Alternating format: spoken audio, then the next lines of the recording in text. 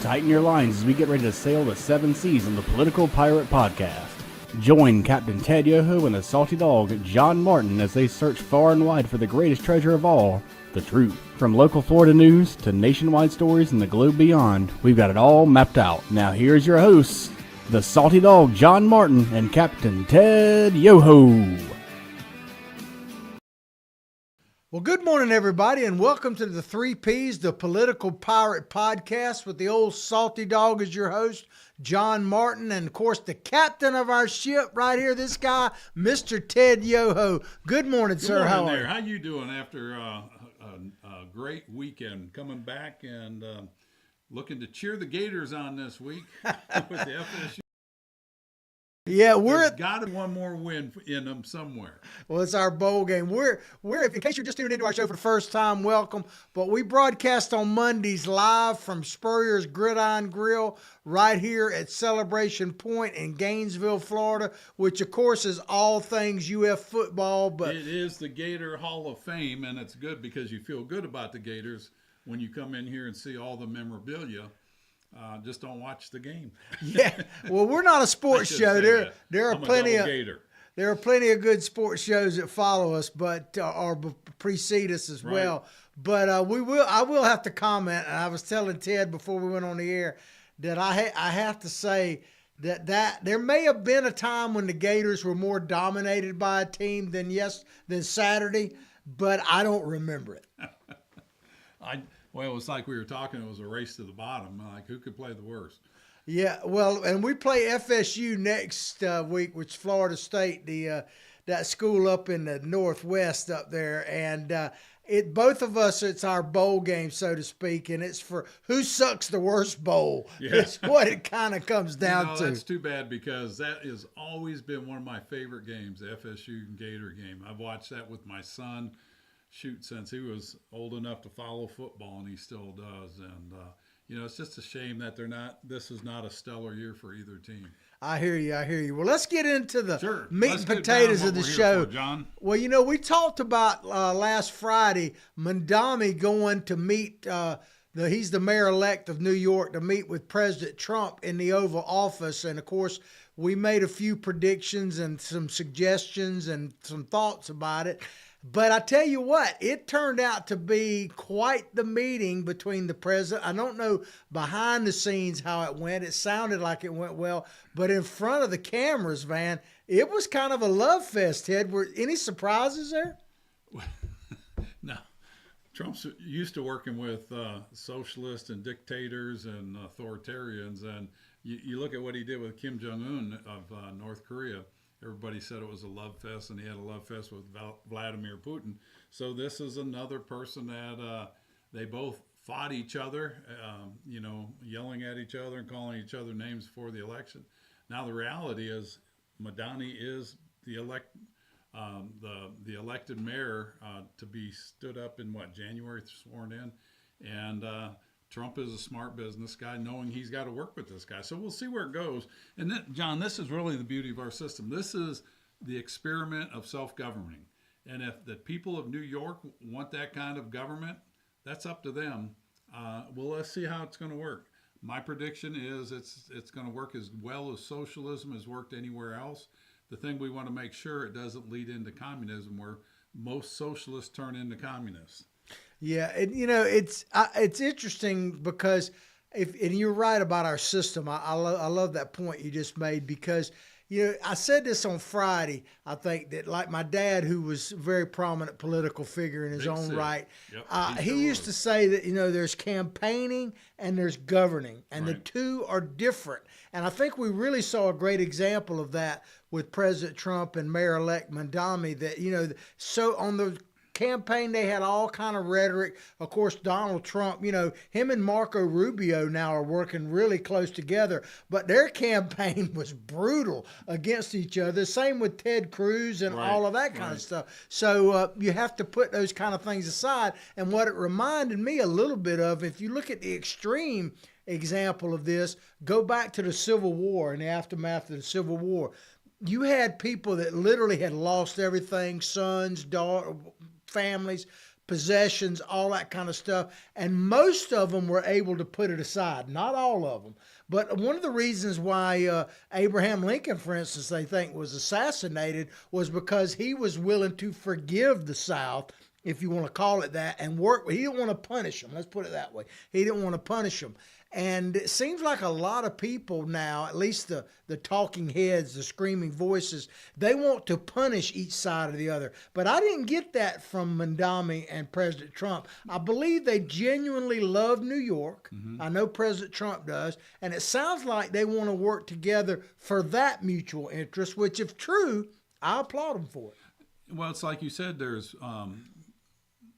campaigning and all the things that are set on a campaign. But at some point, once you win, you've grabbed the tiger by the tail. You've got to lead. And we're going to see what he does. And again, it's an experiment in what our country says, self-government, an experiment in self-government. And it's interesting how New York has chosen to take on socialism like this when a lot of the world is pivoting back to conservative politics. You look at Chile, you look at Brazil. You look at, Brazil's going through their back and forth between Bolsonaro and Da Silva right now. And, Bolivia, they've picked a conservative leader after 20 years of dictatorial through Evo Morales. And the world is starting to pivot back to conservatism. And, it's interesting that New York picks socialism to go into. Washington State has hired or elected a socialist mayor. Ithaca, New York has hired a communist, an avowed communist, as a assemblyman. And so the world is changing. America is changing, and we'll see what happens. The thing that we need to make sure that doesn't change is the founding principles and the core values that gives that opportunity. Because these arguments that we're having politically on, socialism, communism, American constitutional republic, which I think we all prefer. I know I do. We're seeing it go back and forth, and I think you're going to see who wins, because anybody that's been socialist or communist, they want to get away from it. And, the people in New York, they're going to learn this. Well, you mentioned about turning conservative. You mentioned a lot of, especially Latin American countries, but the one that jumped out to me is Italy. When you look at Italy and their president, I guess that's what their prime minister, I guess president, she's very conservative, big chums with Donald Trump. And, Italy is at the heart of very liberal Europe. You're seeing turns to that. And you're actually seeing turns to that even in places like France. It's just that their system is such that it's very difficult for that person to rise up. But there's a big sentiment to go conservative there as well. Well, you are, and a lot of this gets credited to Trump because he was, make America first, and he went after immigration and closed the borders, or sealed the borders, and a lot of these countries want that too. They like that because they see the threat to their country with this multiculturalism that doesn't work. It'll work if people assimilate into those countries' beliefs. If you don't assimilate, you're changing the very basic foundational fabrics of a country, and that's where the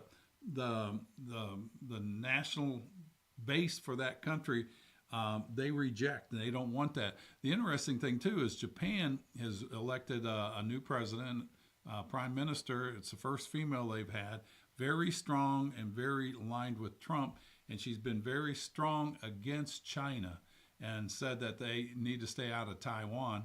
And it's interesting because the way China is responding, and it's typical China. We're going to stop tourists going. We're going to stop imports going. We're going to withhold rare earth minerals. And she says, do what you got to. And it's interesting because she's aligning with Trump. And so we're seeing the world divide.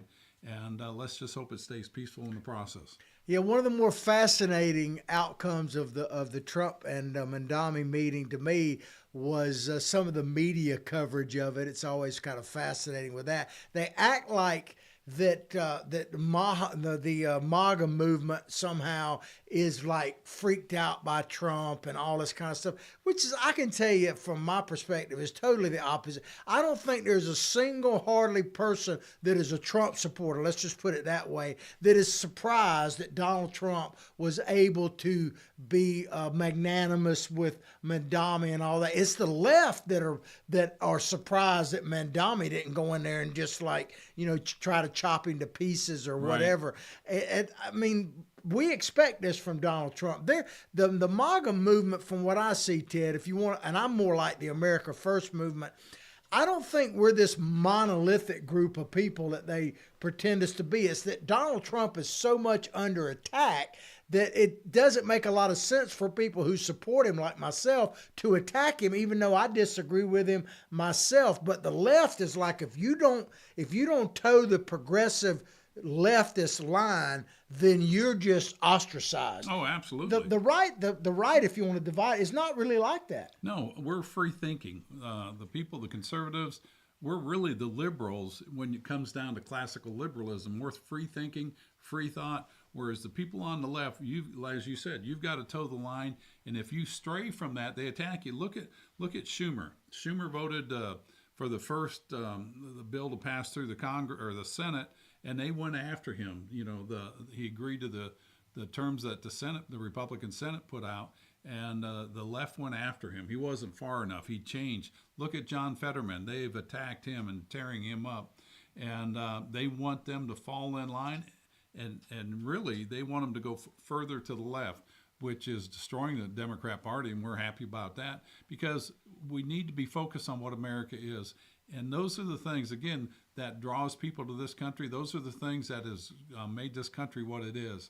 And we all need to fight to protect that. And the left, the people that want to go socialism or communism, they are on a losing trend, and it will not work here. Yeah, I want to play a little clip here from the Oval Office portion of the Mamdani-Donald Trump meeting. And I would encourage people to watch the whole about 15-minute video. But this little clip kind of stood out to me. Let's play it, and we'll come back and talk about it. That's a good clip. To Stephen Nelson, he asked about your comment calling the president a fascist. And your answer was, both President Trump and I have been clear about our positions and our views. Are you affirming that you think President Trump is a fascist? I've spoken about... That's okay. You can just say yes. Okay. All right. Okay. It's easier. It's easier than explaining it. I don't mind. And Mr. President, I wanted to ask you also... I mean, that to me was classic Donald Trump there, Really because was. he just tells Mamdani about the fascist and all that. He says, you don't have to answer that. I've been called a lot worse. I mean, Nancy Pelosi just this past week called Donald Trump the most vile, not person, but thing, creature thing on the planet, man. I mean, so he laughed that off. It's kind of interesting. What were your thoughts about that? I mean, what else are you going to do? I mean, you're there. Trump said things about him. Mamdani said things about Trump. You're here now. You've got like you said, you've got a rule. You've got to lead. And so let's make the best out of a bad situation. You're not going to change the results. And so let's make it, the best they can. And I think Trump's great at doing that. And it's typical of Trump. He always gives the bad deal up front and, makes the confusion and the consternation, but then he comes together and makes things happen. That's kind of the way he is, This wearable like flashlight people glove seem is to quickly expect, becoming the certainly most media, popular they're Christmas hoping for gift. it, I think more than expect. They were hoping that Donald Trump, that either Donald Trump would say, "I'm not letting this little communist in the White House," or that Mamdani was going to say, "You're a fascist pig," and all this kind of stuff. And they actually got along because I do believe now I don't agree with probably 99.9, if not 110% of what Mamdani campaigned on and what he represents. But I do think that the man probably does actually care about the city of New York and the people. He has completely different ideas than I would have, and certainly probably that Donald Trump. But I do think that they looked at their common love for the city of New York. Donald Trump and Mamdani kind of curiously said almost what I suggested on Friday, that he said, that I want to build New York to a type of city that you'd want to move back to. He kind of said that. When I read some of the things over the weekend, I'm like, dang, he's a soothsayer. He knows these things. And it's really true, because it's Mamdani gets elected, and it's like, oh no, now I got to do something. I got to lead. And you're already seeing him kind of becoming more conservative in some of his things, on law enforcement, on the rent control and things like that. It's like, well, we might do it this way and that way. And, to tax the rich, he can't do that. He's a mayor of a city. You don't tax the rich. You go to a council, you go to the governor and all those things. And Hochul said that she was not going to raise taxes. So we'll see where this goes. And I think it's maybe more than he thought he could handle. But hopefully he's a fast study. I'm impressed with the guy, the way he ran the campaign, very charismatic. I don't agree with his policies at all. But he's one of those people that can win people over to his side. But in the process, I hope he's smart enough that you're not going to rock the boat a lot, and that you're going to have to govern the way you're supposed to. Yeah, when you just said that, it reminded me of something that I've been thinking about for a while. I think that the Democrat and the Republican Party are probably more ideologically driven than they've ever been, but the American people really aren't. American people are tired of it. Yeah, I think the American people are tired of it, and I've always said if they could cast one vote and would be to just flush the whole system and start over, they probably would. But I think you're seeing, when you look at somebody like Mamdani winning, and you look at Donald Trump winning and the way he won and all that kind of stuff, I think it does show they're not exactly mirror images of each other in that sense, but politically it shows that the American people are basically just fed up with the whole thing and want someone to take action. Sure, they do. And, again, that's the beauty of our system. We can try those things. The thing here is the Democrat Party is so ideologically driven, and they can say that about the MAGA movement, but, the MAGA movement is moving or fighting for the constitutional republic that we have, and the rule of law and all those things that we stand for, that this country stands for. So, yeah, we're very passionate about that. The other side wants to destroy everything this country has been built on over 250 years. And so there's the dichotomy. And, again, this is going to be interesting. The bad player in this is the media, because if it bleeds, it leads. And so they're going to get in there and irritate that friction, so that they have news stories and sound bites. And you have members of Congress, they're more worried about sound bites. Like I was saying when I was up there last Tuesday and Wednesday, they're doing floor speeches on Epstein, on the fights between the Republican Party, Corey Mills, how he should be censored, and Republicans brought that up, and Stacey Plaskett.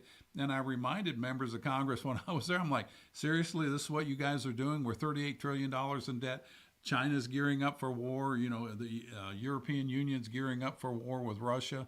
And we're worried about this stuff. I said, get your act together, because the American people are tired of it. Yeah, so, a couple of takeaways from the meeting as well. I was wondering if he'd wear a suit, and he did. Yeah, he did. He did that. But the question I have is, will the bromance, so to speak, last? And I want to play a clip from Mamdani that was yesterday, I believe, or it might have been Saturday on on ABC, I think, where he basically was asked again about, does he still think that Donald Trump is a fascist? And his comments were kind of interesting. Let's check this out. Just to be very clear, do you think that President Trump is a fascist? And after President Trump said that, I said yes. And so you do? And that's something that I've said in the past. I say it today. And I think what I appreciated about the conversation that I had with the president was that we were not shy about the places of disagreement about the politics that's brought us to this moment. And we also wanted to focus on what it could look like to deliver on a shared analysis of an affordability crisis for New Yorkers. Mr. Mamdani, a self-described Democrat socialist. Well, they have, the media insist on pushing this instead of just accepting it. They got to try to corner it because to me, it's not really about Mamdani. It's about, not normalizing Trump. That phrase that they love to use. Oh, they don't want to normalize. They him want at to all, make or sure legitimize him. that he's still the demon and all that. And I thought Mamdani responded to it pretty good. And President Trump was asked about it, and he basically just brushed it off. Yeah, he says, I've been called worse. So, again, you've got to work from this point forward. You got to work with these cities, these governors. And like you said, Trump holds New York City dear to his heart. That's where he started from. That's where he's made his fortunes. And, it is. And it's not only that, but it is that city in America that represents freedom all over the world. And I think it also illustrates our form of government, that we're tolerant, to try to run and try to do a democratic type of government and run as a candidate in China or Russia. It probably wouldn't work, or Cuba, North Korea, it wouldn't work. But we have that system that protects people's rights, and we'll just see how it works out. Yeah, their relationship is going to be one to watch for sure. Probably one of the more interesting political stories over the coming months or whatever. Any predictions before we go to commercial break? Yeah, Any more thoughts? My prediction is you're going to see Mamdani, once he gets in there and finds out what a mess it is, that he'll moderate and come more to the middle, and the left will just go absolutely bonk. Kind of like Fetterman. Fetterman, he was going to go in there. He was a hard liberal. But once he got up there, he realizes, I've got responsibilities. I've got to lead and do what's best for my state. And I think Mamdani's going to find out, I got to do what's best for New York City. So I think you're going to see him moderate more than you'll see Trump become a socialist. Yeah, and Fetterman, is going to be rewarded with a primary, it sounds like, which I don't think he's scared about at all. But I don't think he cares. It's kind of like when I ran, people said, well, we're going to primary you. I said, well, go ahead. I don't care. I didn't need a job.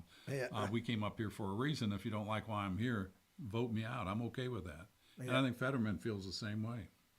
Yeah, I would agree with that. We're going to take a quick commercial break. I hope you like what we're doing, share what we're doing. I know you like what we're doing. Yeah, there you go. And, if you'd like to be a sponsor of our show, we'd love to have you. Look at the little tagline you see periodically. It says right there, advertise with us, contact Freddie, make that call. Ted, take us to break. No, we really appreciate you. We depend on your support to get our word out, to educate, motivate, and activate people. And I know that's a catchy phrase, but it really is what John and I want to do. We want to educate people of what's going on in the country. And you just can't listen to the regular news shows out there, the canned soup type of programs out there, because they just give the same thing over and over again. John and I go in a little bit deeper analysis, and we have fun doing it, and hope you learn something. Let's go to break. Although the owner of Lewis Oil Company maintains she is 29, Lewis Oil turns 60 years old in June. Chevron would like to recognize the North Florida second-generation family-owned business, celebrating its growth and staying power. Lewis Oil Company maintains significant on-hand supplies, strategically located fuel depots, a delivery fleet, on-site service, fuel card locks, and convenience stores. Lewis Oil Company understands its responsibility in the local economy by providing service and delivery on demand and in crisis. As a first responder for 18 Florida counties and the Southeast from Texas to Virginia, we are proud of this rare accomplishment. Lewis Oil delivers. This is Ward Scott, and I want to thank all our sponsors who keep the show going and pay the bills. The Ward Scott Files premium sponsors are Crime Prevention Security Systems, large enough to serve you, small enough to care. Meldon Law, the only official injury partner of the Florida Gators. The Ward Scott Files Gold sponsors are Lewis Oil Company, Shoot GTR, On the Spot Dry Cleaners, R&R Construction, and Style Cuts.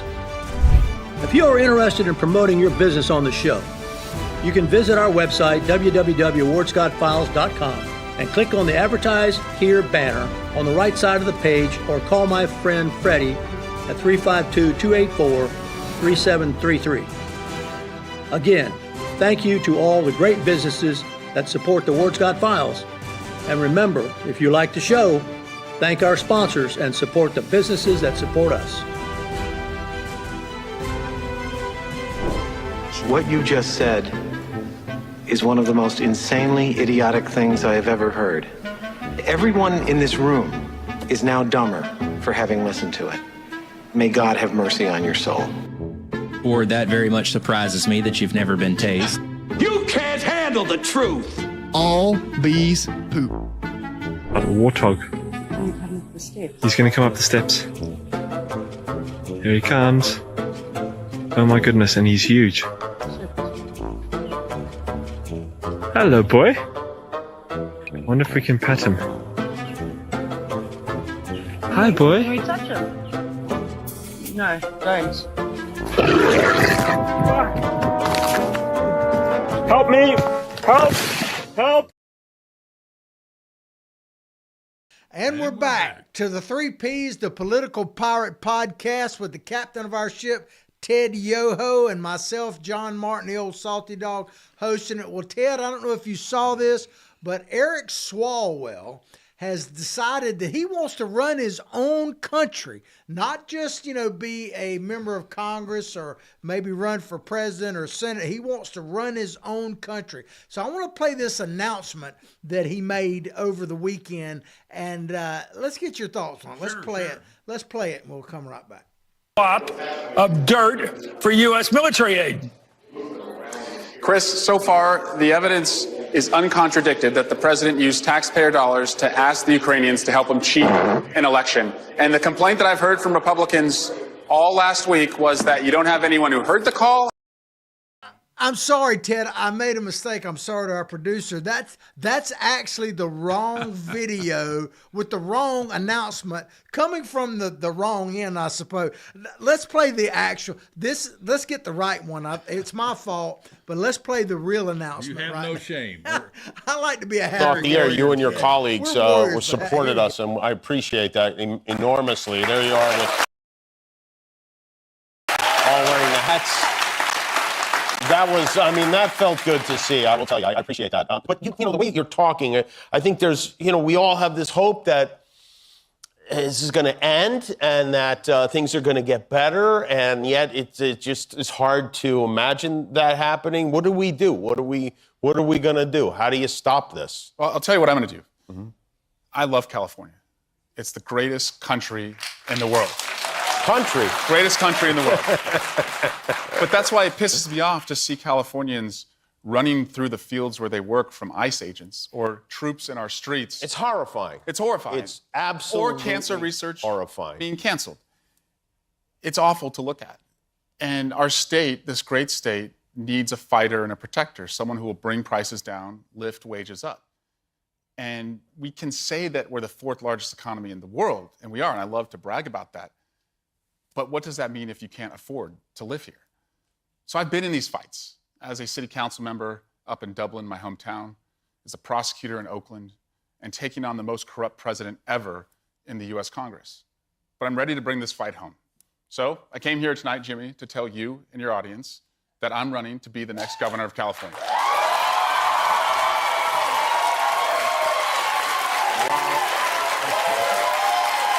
I'm excited to do it. Man got a standing ovation that he's going to run for governor of California, and he calls it a country. Maybe it is. Maybe we should just wall it off. If he gets elected, we should probably just wall the thing off and let it just be Escape from L.A. or whatever. Well, number one, Eric Swalwell is like a herpes virus set. It never goes away. It's going to be around and, passing gas on national television. When he opens his mouth, he's passing gas. I've got not a very high regard for him. He came in with me in Congress, and he's just always been one of those right on the fringe of the left, just the real loud left. I remember when we had the hearings, not that I was on intelligence, but I was able to go to those hearings when the Russian hoax was going on. Eric Swalwell was in there just running his mouth, interrupting. And it was interesting because Mark Meadows was in there, and Mark finally just told him to shut up. And Eric, I thought, was going to start crying. And his whole talk about California's the greatest country in the world. They were talking about seceding from the United States. They've got I think over 51% of their students in school are Hispanic and they don't speak English. And they want to secede. And I'm thinking, you know, we don't want to do that, but how about we vote to let him out of the country and just cut him off there? He's just, you know, it shows you where he is at. He wants to run California as a country. The other thing is, you know, you heard his tirade when Trump was doing the extension to the White House, putting a ballroom on there. Eric Swalwell wants to tear it down. You know, the next president needs to tear it down. I mean, that's how ignorant this guy is. You know, if you really want to get at Trump, you don't tear it down. You name it the Nancy Pelosi ballroom or the Joe Biden ballroom. You know, I don't want to give him any ideas, but he has so much hatred and vitriol against Trump. That's why he's running, because he wants to fight back against Trump. Trump's only going to be there another 2 years, 2.5 years. Again, this guy, if California elects him, you know, it's kind of like New York City. You get what you want. And, you know, of course, they don't have a big choice. It's him or Katie Porter. Yeah, I hear you. Well, you know, maybe he'll be good if California is its own country with foreign affairs and all, because we know that, and I'm wondering if President Xi will endorse him of China, because we know that he has a taste for Chinese. There he is, lady. Chinese takeout. Fang banger or whatever, Fang. something like. I mean, this woman is a now known spy for China, and he was having an affair with her. I mean, was he married at the time? Yes. I know he's married now, but I don't know if he was I believe married he at was. that time. I mean, the guy's a dirtbag, and it's just he's a political hack is what he is. And California, please don't like this guy. I know him, and you don't want him there. You just don't want him there. Look at what he's done in Congress. Look at his accomplishments in Congress, and if it's not very stellar, and I don't think it is, it's not going to be any better as governor of California. Well, the thing is, I got to give Miss Fang Bang a little bit of credit, because I tell you what, if you want to know someone who is loyal and will do anything for her nation, sure, to actually have an affair with that greaseball dude, man, I mean, she shows a level of sacrifice Flatulating greaseball that you have to admire. You have to admire her level of sacrifice. Well, you know, that's the thing with the Chinese. You know, they're in there. These people are committed. If they're not committed, they get removed. So them and their family. Again, she's serving her country while serving him, and he's just serving himself. I mean, there's so many things you could say about Swalwell, man. I mean, I love the picture of him over in like Saudi Arabia, or maybe it was Egypt, and he's riding a camel, and he's got his shirt off, and he's doing all You think he's been preparing for this? Yeah, and he did the workout video a while back where he goes, I should be in Congress during the shutdown, but I'm here working out, and he's barely lifting about 135 pounds. Well, you know, it's interesting because this is something that's come up a lot about these Congress people, our representatives that go to Washington during the shutdown, saying, I'm working on legislation. There was no legislation going on. They might have been in their office writing some things, but most of them, and I get this from a good source, people that were up there during the shutdown, people being the representatives, they were up there doing fundraisers in the Capitol Hill Club or other places. I know that because I was up there during the shutdown, and there were fundraisers going on all day long. So they weren't working hard for bringing the shutdown to a close. They were taking advantage of it so they could raise more money. And that's the swamp. That is the swamp up there. Yeah, well, you kind of mentioned it earlier when we were talking about this story, but Cali, the California people, they got a difficult choice, because it's either Fame Banger, you know, Fart Blossom, Mr. Swalwell, or it could be this lady right here. Let's not forget who his competition is. Let's play this video. The Oversight Committee, you might know, and that is where we did a study recently this fall in September, and what it showed is if we don't electrify our transportation sector, that we're going to lose more than 500,000 Californians dying prematurely to air pollution and other problems, and the state could lose. Get out of my fucking shot! I wanted to tell you that that's actually incorrect. It's not that it's electric vehicles. It's that if we don't make the commitments under the Paris Climate Accord. So their choice, Ted, on the Democratic side is Swalwell, or that lady right there that is just pleasant person, isn't she? Yeah, she was that way in Congress. So you've served with both of them. Which one would California be better off with? None of the above, or what? Well, California is known as the basket of nuts and fruits. They both fall into that basket. She showed up on the House floor dressed. I think she was dressed as a tiger or something, an adult in Congress, and wore it on the House floor. And the Republicans were too nice. They should have thrown her out, but they didn't. Anyways, California, you do have some Republicans. They are good people. They will serve the nation, your country of California, well, as Swalwell says. But it's interesting. He calls it the country, like he wants to secede from the United States. He'll do that while Trump is there. Andrew Jackson, in the 1829s, when South Carolina wanted to secede, he got their attention, and they stayed in the Union. So I don't know. Wake up. Just wake up. We hope we don't want to go there. Well, California's a great state, beautiful state. And it's got some great people in there, but you've got some people that have drank the Kool-Aid. Well, maybe they ought to go, since they're talking about it being a whole nother country, maybe they should go with the Englishman that's running out there as a Republican. Yeah. That is an American citizen now, but a former host on CNN. He's a pretty interesting fella in his own right. But ladies and gentlemen, we're going to move on now. And just to show that we're fair and balanced, we've been hitting some that are on the Democrat side. Now we're going to talk about a Republican. I guess she's still a Republican, but we talked a little bit about Marjorie Taylor Greene on Friday, but she made a huge announcement over the weekend. We're going to play this video and then we'll come back and talk about it. Marjorie Taylor Greene announced she's resigning. Her last day will be January 5th. MTG is a powerful voice in the party who recently had a falling out with President Trump, and she put out a statement today.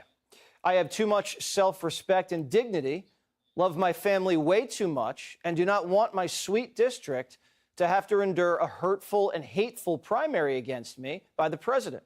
We all fought for only to fight and win my election, while Republicans will likely lose the midterms. I refuse to be a battered wife, hoping it all goes away and gets better.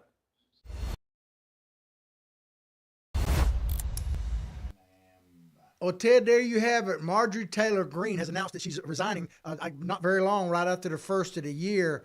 I mean, what are your thoughts on this? It's disappointing. It is a mess up there. It is the swamp.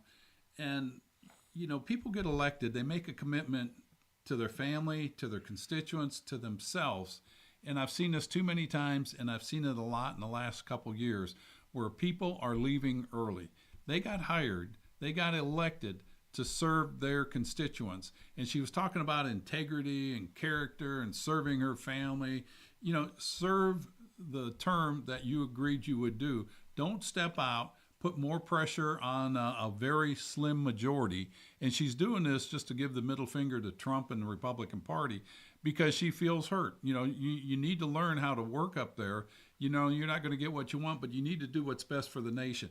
And I'm tired of these people that'll run and then they don't like it. It's uncomfortable, and they wind up leaving early. She's got another year. The proper thing would be to do, because she says, I don't want to go through another rough primary. Well, if you're going to leave, announce now that you're not going to run, serve out your term, and get out of here instead of just leaving because you think it's easier. You're going to get so much more hate mail and death threats by leaving. We did that.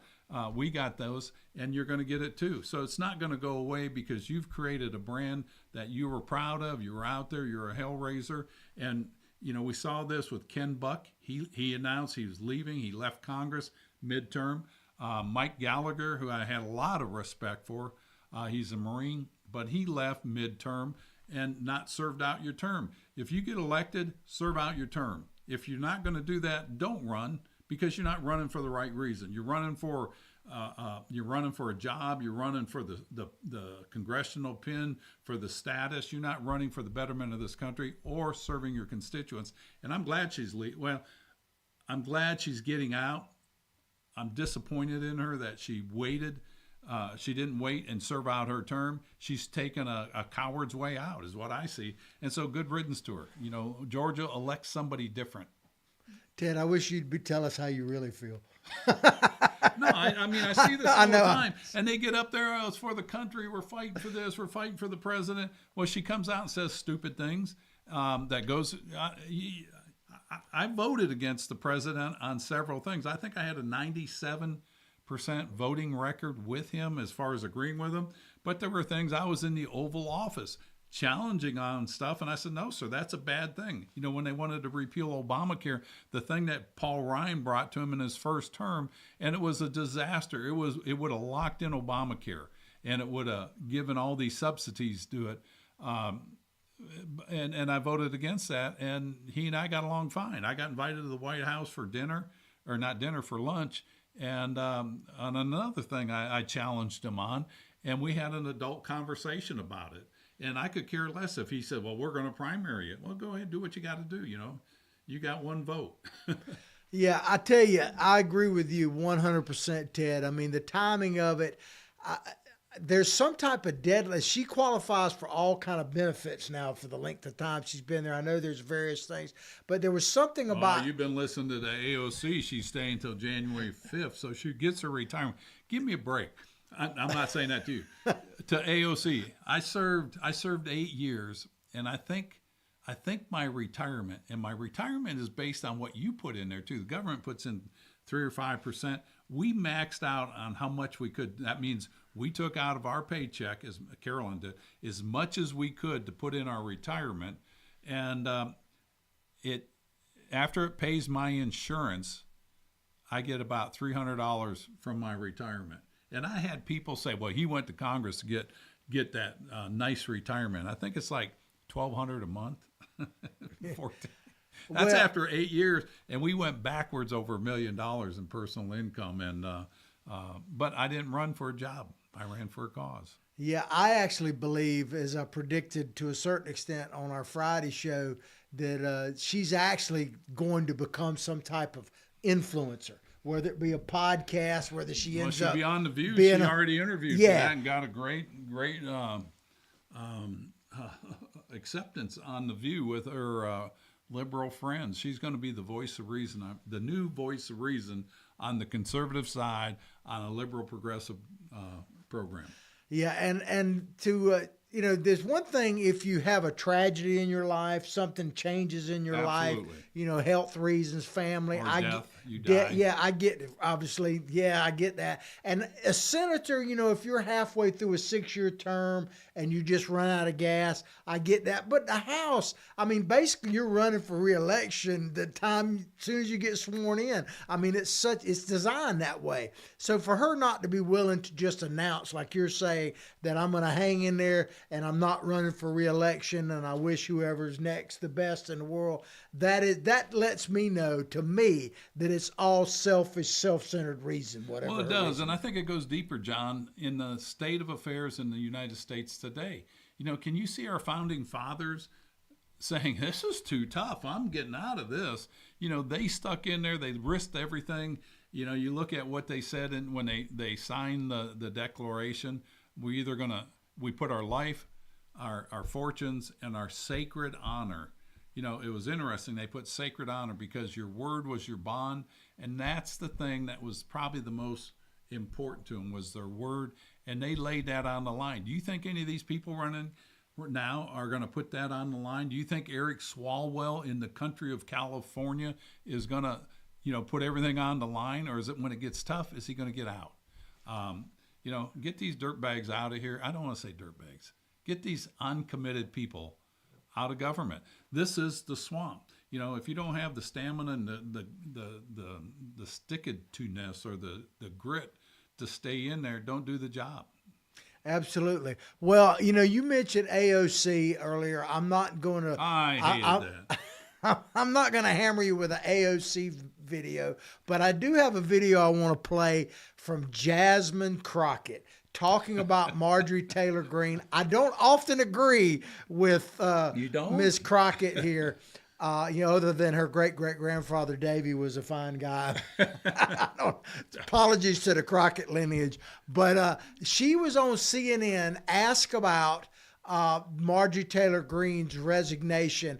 And I got to say that I think that she's right on track with what she says here. Before you play this, now, Jasmine Crockett's the chameleon. You never know how she's going to show up, or if she's coming from the hood, or she's coming from her prep school training that she had. And so I was surprised how she acted, although she looked like she could be from the hood, but she acted like she was fairly sensible. Yeah, check it out. We know it's a ploy. Thanks so much for joining us. I want to start with the shocking announcement from Congresswoman Greene. What went through your mind when you first heard she was going to resign on January 5th? You know what? Honestly, I was like, you've got to be kidding me. You're on the other side of the president for 1 week and you can't take the heat. Imagine what it is to sit in my shoes, to not only be on the opposite side of him, but to have people like her who are constantly fanning the flames of hate. And imagine what those threats look like when you literally are someone like me.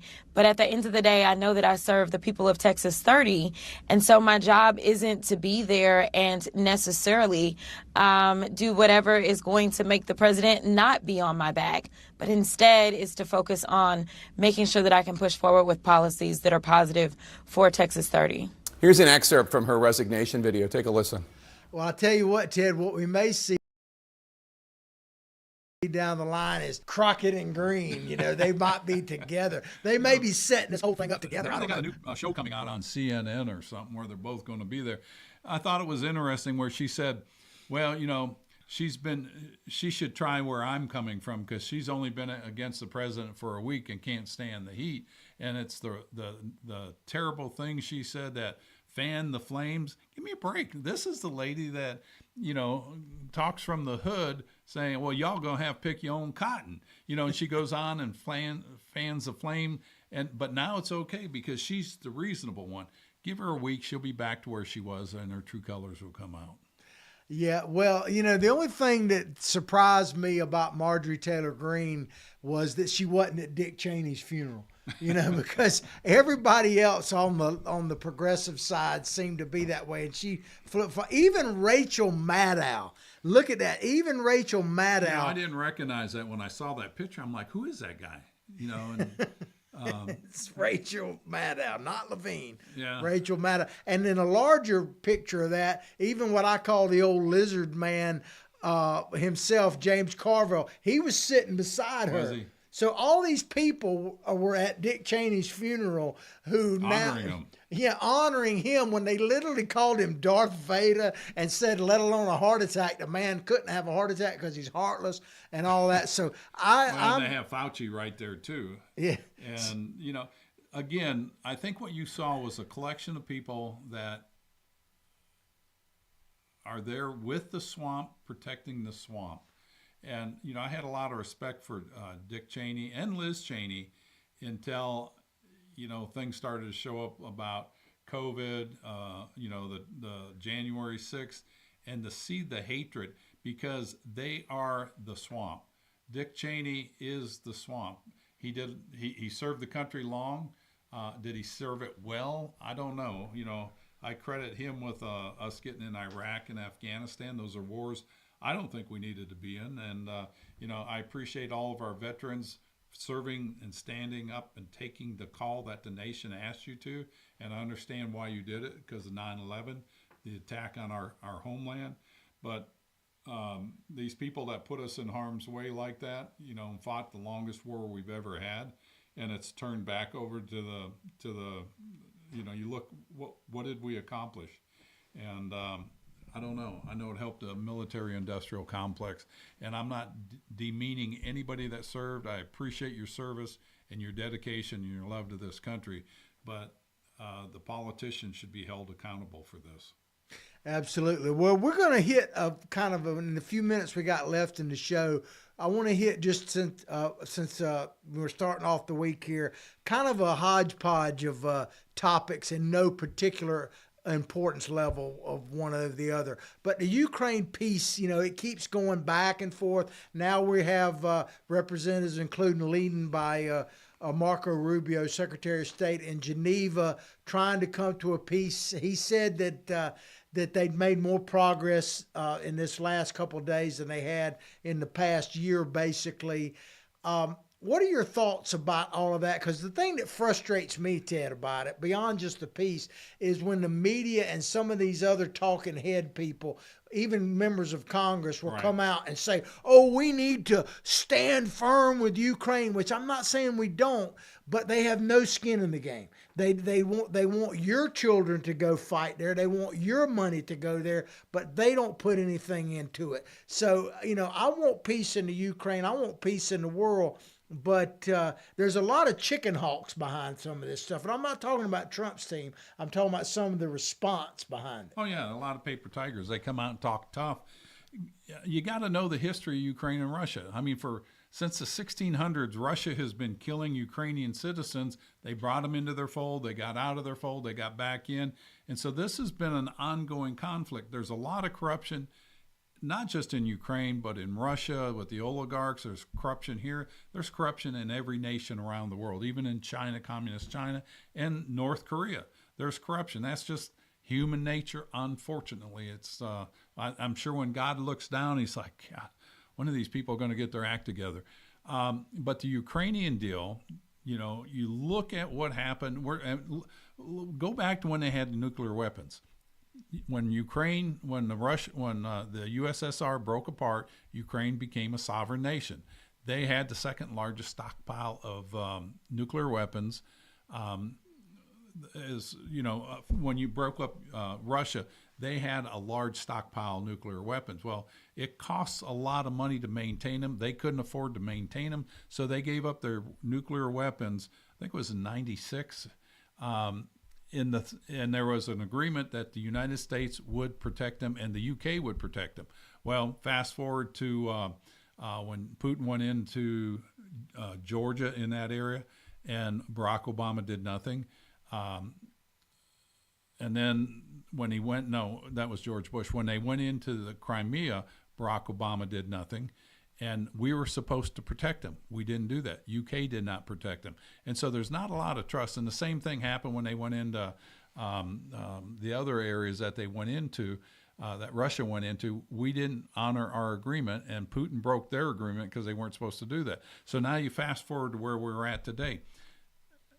And I blame Trump for a lot of this because he says, I'll end this war day one. Then they had Zelensky, the famous White House meeting where Trump and Vance berated Zelensky in the very beginning, saying that he started the war. He should be ashamed. He's an illegitimate president. He shouldn't be president. You didn't win the election. And they didn't. They suspended the election, but Trump berated him. And then Trump wanted to do this by himself. And I am bashing Trump right now because I think his whole foreign policy was a disaster on the Ukrainian side. And so what happened is Russia's empowered. They keep going further into Ukraine. And you look at this peace deal. I mean, who would agree to this? It says that Russia is supposed to take over all these areas that they haven't even conquered yet. And we're talking conquering in the 21st century, which I don't understand that. I thought we were better than that. But they want Ukraine to give up lands that Russia's making claim to that they haven't even won in the war, and they want them to apologize, and that they said we're going to give you security. And if I'm Zelensky, I'm like, I don't think I trust you. On the other side of that, Zelensky, that country has been corrupt. We gave him $1 billion when I was in Congress. I voted against it, and they just got caught with this scandal. So he's got a lot of egg on his face. Nobody wants to help him. The important thing is let the European Union come to the table with this, and it shouldn't be us alone. And this goes back to George Washington and the intelligence, just how smart these people were. We should have open and fair trade with all nations, entanglement with none. We're entangled, and it's a mess, and you can't get out of it once you get entangled. Yeah. Sorry about that. That's all right. Hey, if we actually follow the instructions, you know, we got Christmas coming up and people trying to figure out how to put toys. I always tell people start with the instructions. And that's why they need Carolyn there, my wife, because she won't let me put anything together without the instructions. The instructions. And basically our government, the instructions is the U.S. Constitution. If we follow the U.S. Constitution, our lives would be a whole lot. Let's go back a couple thousand years before that, and there was things called the Ten Commandments. If we would have just stuck to those. And maybe the golden rule, that kind of thing. Well, ladies and gentlemen, I want to wish you a happy Thanksgiving because we won't be back on the air until after Thanksgiving, of course. So a happy Thanksgiving. But I do, Ted, have some breaking news we want to break on our show always like breaking right news. now. Donald Trump has pardoned a couple turkeys, but the breaking news is a federal judge has overturned the pardon. This is false, but that doesn't shock me at all. I can't imagine that. It's probably an Obama or Biden that appointed a federal judge. Yeah, you know, but we are going into Thanksgiving, and there is so much to be thankful for in our country. We get to wake up in the freest country in the world. We get to choose what we want to do. We get to choose our leaders. They're not dictated to us of who we're going to vote for unless it's the party of big government. We have to exercise our rights and freedoms and go home, enjoy it, hug your family, enjoy your time around, and we'll see you on when we come back. Yeah, absolutely. Peace out, everybody. Everybody take care. God bless.